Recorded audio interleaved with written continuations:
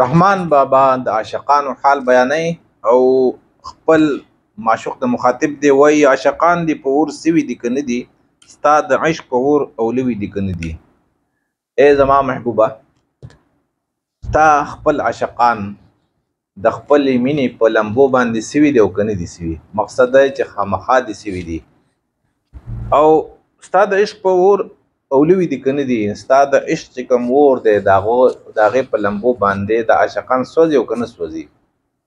مقصد دا دی چې په تا څوک مین دي نو ای محبوبه دا مه ګڼه چې هغوی په آرام دي او هغوی ته تکلیف نه رسي یا ستا د طرف نه هغوی ته شکایت نشته دی. تا په هغوی باندې اور بل کړی دی، هغوی سوځي ستا په عشق کې. زحمتونه د هجران واړه په عشق کې تا و ما ورته ښودلي دي او کنه دي. د مینې چې څه هومره ازمایښونه یي او څومره هم د هغې سختې مصیبتونه یي نو آیا تا په ما باندې دغه امبار کړي دي او که نه دي؟ یعنې داسې مصیبت په نه یي، داسې ازمایش په نه یي چې تا زه نه یم ازمایلی. د عشق چې څومره هم دردونه دي، څومره هم سختې دي، دا په ما تېرېږي او دا ستا په وجه باندې. په دنیا کې خو یو سر مال ویل شي او دواړه ما په تا فاصلې وي دي که نه دي. په دنیا کې انسان ته خوږ څیز څه شی دی؟ نه یو خپل سر دی او بل مال دی. سر او مال دا دواړه خواږي انسان ته. رحمان بابا وایي چې زما یاره تو ووایه دا دواړه خواږه څیزونه ما په تا باندې قربان کړي دي او که نه دي قربان کړي. نو دې ته څه وایي؟ دې ته د عشق انتها وایي چې کله یو عاشق په معشوق باندې سرم قربان کی مالم قربان کی نو ته پوه شه چې یاره د ښه په حقیقي توګه باندې مین دی. او تل د وروځو پلنده د بڼو غشي تا په ما باندې راکښوي دي که نه دي. تا د دې بدله کې څه چل کړی زما سره؟ تا همیشه دپاره د خپلو وریځو دا وروځې دي که نه د دې لنده چې ده نو د وریځو لاندې دا باڼه دا غشي دي، دا وریځې چې دي رحمان بابا دې ته لیندې وایي. نو د دې لنده دا غشي چې دي دا تا په ما باندې همیشه دپاره راښکلي دي او که نه؟ یعنې ته خو چې کله ما ته ګورې نو دا کتل داسې نه دي بلکې دا غشي دي او نیغ زما د زړه نه وځي چې مدامې زما زړه له غمه چې وي تورې زلفې دې پیچوي دي که نه دي. او ستا دا تورې زلفې او ول زلفې چې وایي که نه پیچوي ول ته وایي. نو د دغې د غمه همیشه دپاره زما زړه چوي. تا زما زړه چولی دی په څه باندې؟ په دې ول زلفو باندې. نو تورې زلفې دي پیچوي دي که نه دي؟ دا وګوره ستا دا زلفې دي تاو دی او که نه دي تاو؟ دا تاو راتاو چې دي نو دا څه کوي؟ دا زما زړه چې دا په غم کې چي زخمي کوي.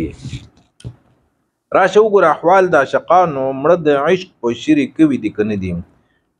شیرې او کوي پروفیسر اسیر منګل صاحب لیکي چې دا بیماری ده او دا خطرناکه بیماری ده. نو دغې ته شیرې پښتو کې ورته مونږ شیرې وایو که نه ماشومانو باندې چې راوخیږي کیدای شي جانګړه ورته وایي که نه پښتو کې. د هغې نه ډېر ماشومان مري. اوس خو خیر دوایانې دي نو الله یې بچ کړي. خو پخوا چې به راغله دا بیماري په دې باندې به د دې بیمارۍ نه به څوک بچ کېده نه. او کیدای شي پخوا چې به ورته ننکۍ وي نو ننکو کې به ډېر ماشومان ړانده شو، ډېر به مړه شول او په دې مخ باندې به بیا هغه داغونه هم ښکارېدل. نو کیدای شي دغې ننکو ته هم شیرې ویلی شي.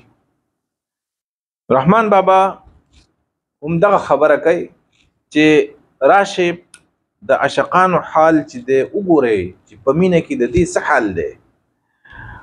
مړه د عشق په شیرې کوي دي که نه دي؟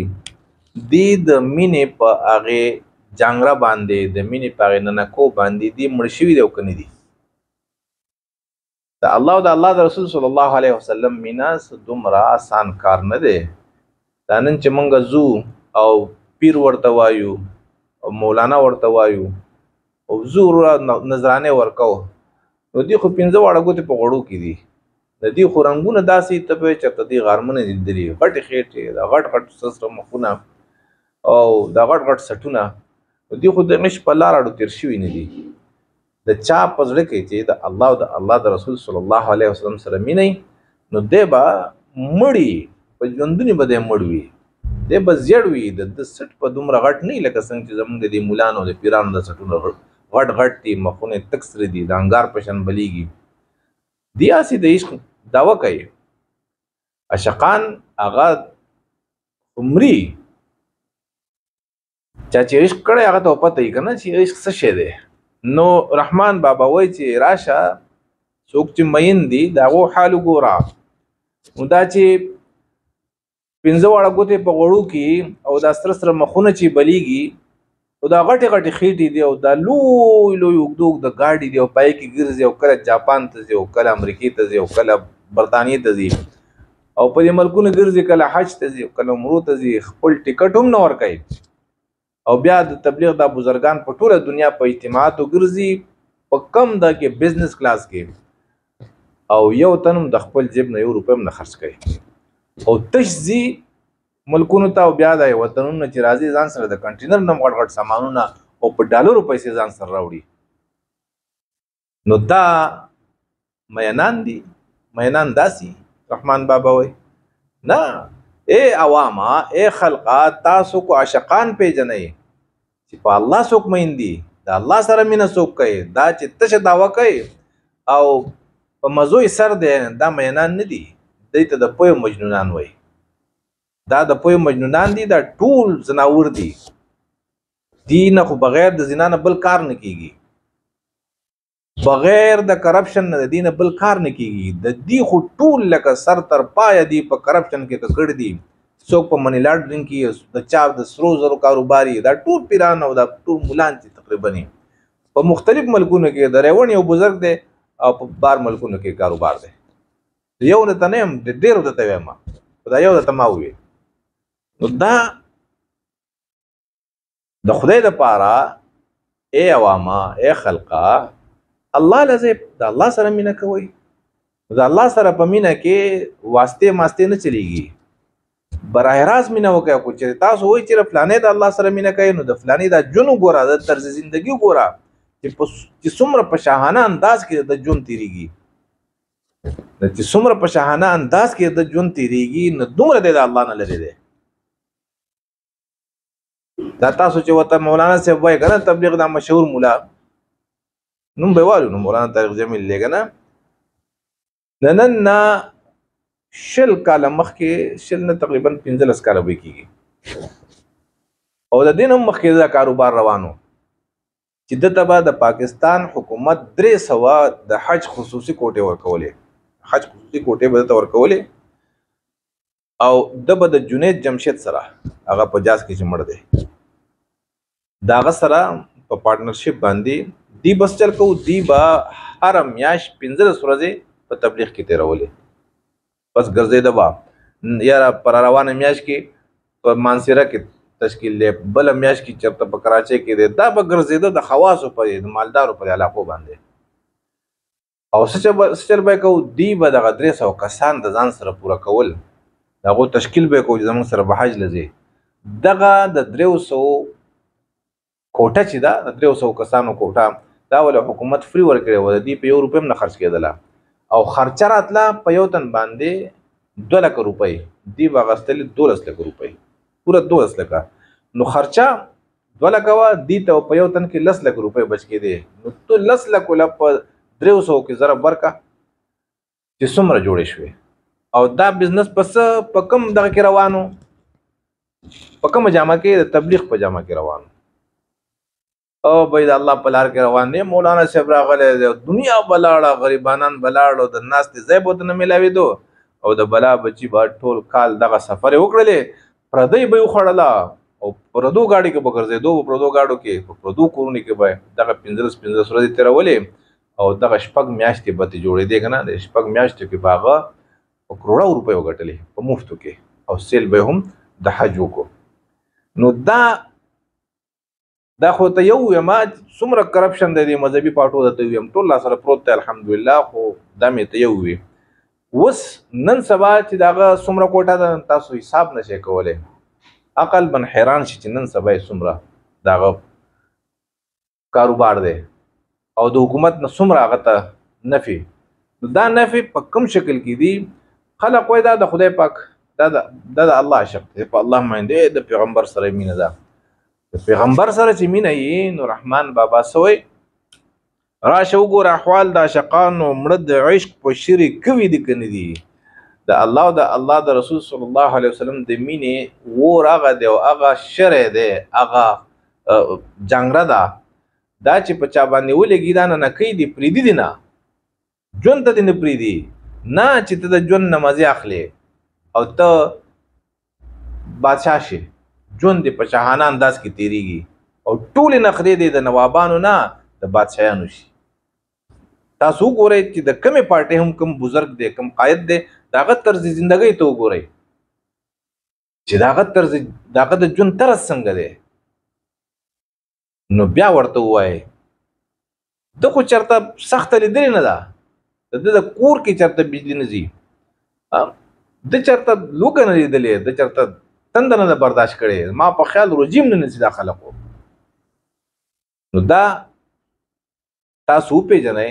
دا خبره مې تاسو ته ځکه زیاته کړه چې رحمان بابا موږ تاسې نه لګیا. رحمان بابا موږ ته د عاشقانو علامات ښیي، نښې ښیي چې عاشق بالله او عاشق بالرسول دا کم خلق دی. نو هغه دا به هغه خلق چې راشه وګوره احوال د عاشقانو مړه د عشق په شریک کوي دي که نه دي کوي هم دغه شان د جانګړې په شان مرض دی. عاشق په مري دی پاتې کېږي نه او د دنیا سره د ده سره اړو مینه نه وي.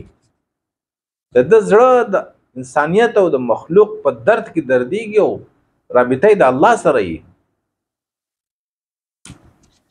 ناصحان چې نصیحت و ماته وایي چېرې دوی هم مین شوي دي که نه دي. رحمان بابا خو مین دی په الله باندې او د الله په رسول صلی الله علیه وسلم باندې. نو ناصحان خپل خپلوان هغه ورته نصیحت هم کوي چې داسې کې یا لکه دنیا هم لازمي ده د دې زیست روزګار خو به هم کې. نو دا تا ولې ځان بالکل په ډډه کړی دی، ځان نه دې ملنګ جوړ کړی دی. دنیا هم کوه ربنا آتنا فی الدنیا حسنه چې مونږ دا دلیل پیش کوو که نه. نو رحمان بابا وایي چې دی ما ته کوم نصیحت کوي نو آیا دی چېرته په چا باندې مین شوي دی او که نه دي مین شوي؟ مقصد دا ده چې دا ناصحان دا نه دي مین شوي خو دی مین شوي وی نو دی ما ته نصیحت نه کوو. دی خو به زه نور ماله به یې دا کاره کوله چې الله شابه نور نږدې شه خپل یار ته دی نور په دې مینه کې ډوب شه. خو دا دی چې ما د عشق د سمندر نه راوباسي نو دی خوند نه دی اخیستی د مینې ځکه دی ما ته نصیحت کوي. نو دا دنیادار چې دی د دنیا سره مینه ده او د دنیا په مینه کې دی پاګلان شوي دي او چې دنیا نه علاوه څوک د چا سره مینه کوي د دې په نظر کې لیوني دي. نو هغوی ته بیا دی نصیحت کوي چې داسې مه کوه. رحمان بابا وایي دا نصیحت ما ته دوی ځکه کوي ځکه چې دی ته د عشق پته نشته، دی د عشق خوند نه دی څکلی. او ښایسته که په ښایست کې ملایک وي په وقفو د زړونو روي دي که نه دي. روي ته پروفیسر آصر منګل صاحب هغه بلا لیکلې ده چې دا بلا ده که نه مصیبت او بلا.